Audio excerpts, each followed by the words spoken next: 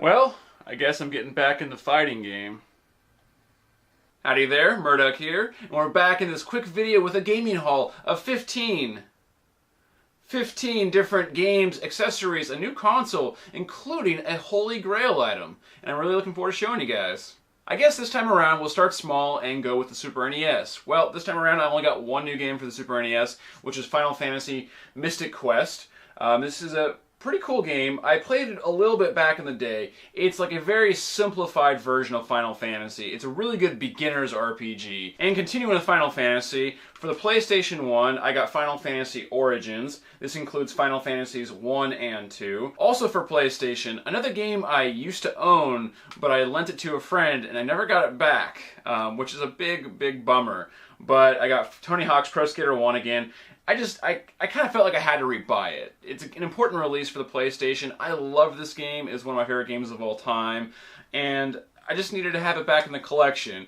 And finally for Dreamcast, Legacy of Kain Soul Reaver. I've played through this game. Mostly though, I actually watched my buddy Patrick play it. And so I wanted to get a copy for myself. A really cool, super atmospheric game. And a game that I already had, but my copy was totally borked. But I had to rebuy it because it's a game that every Dreamcast owner needs to have. Crazy Taxi.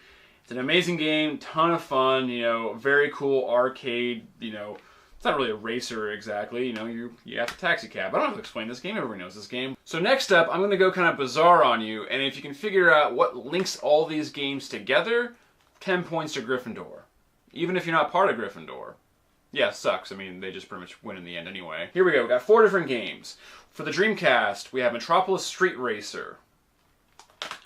We have Formula 1 for PlayStation 1.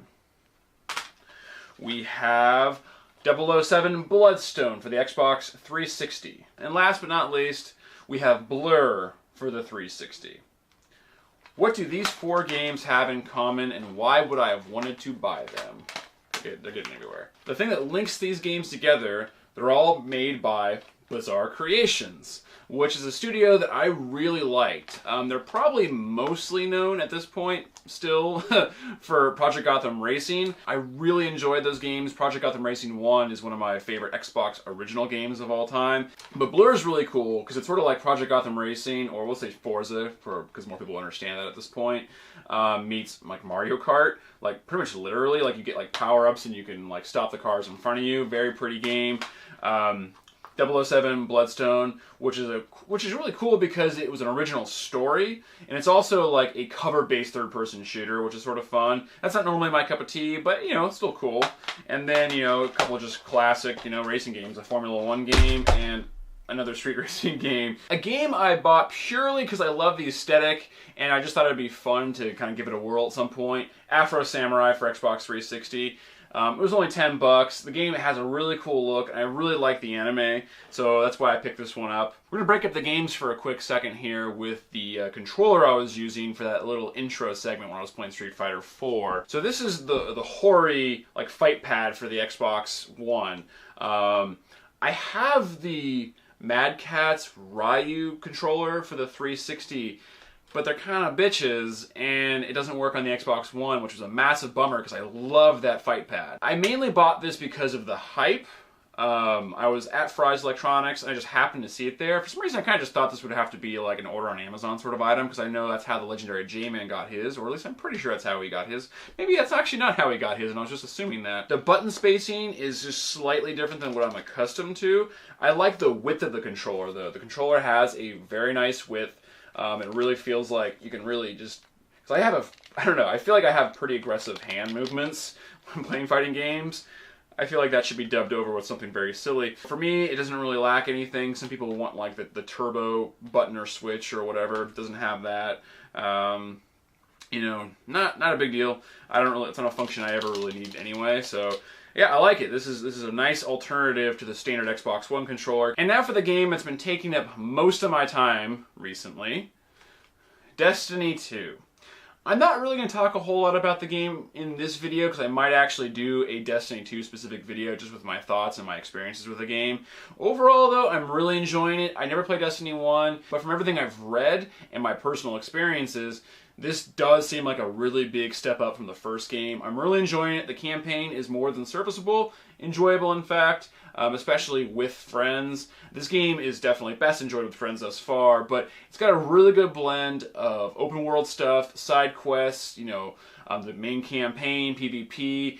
You feel pretty accomplished because you level fairly quickly and you're constantly getting new loot, so it's pretty satisfying. And overall, I'm really enjoying Destiny 2, but maybe a bigger video to come in a little bit.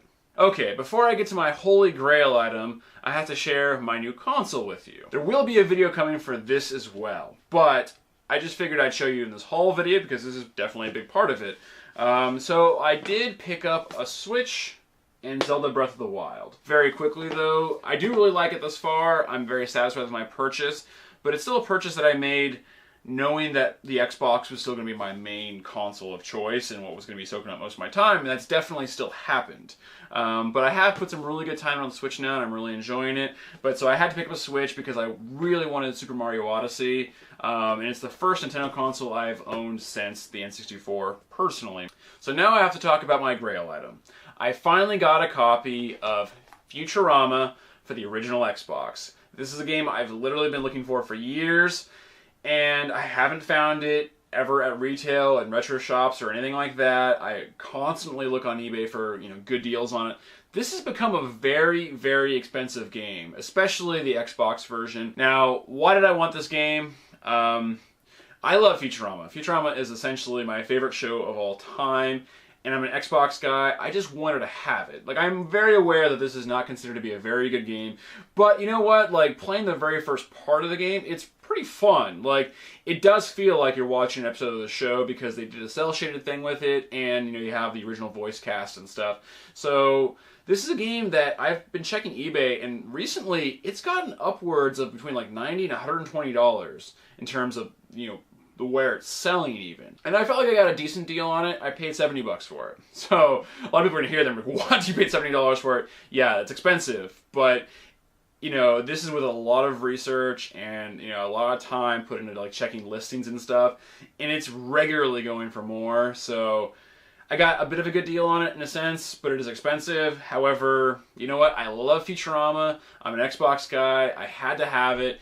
So I got it, and I'm definitely happy that I finally have it in my collection. You know, it works, and I'm pretty stoked on that. It came with a booklet. You know, the disc is in really nice shape. You know, the case itself is in really nice shape. You know, so I'm very happy with the purchase. I don't regret it at all.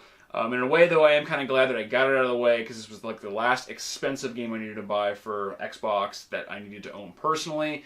I think there are probably one or two games that go for a little bit more than this one, but not many. This is definitely towards the upper end of the original Xbox games in terms of collectability and value. But yeah, so finally got it. Holy Grail item. I'm totally stoked.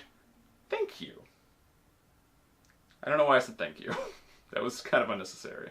Well, that's pretty much going to do it for this one. I hope you enjoyed the video, and if you did, go ahead and hit that like button. If you'd like to see more gaming-related videos like what I've been picking up, what I've been playing, my thoughts on some things, go ahead and hit the subscribe button. As I always say, it makes me feel like I accomplished something, but otherwise, I guess I'll see you in the next one. Bye!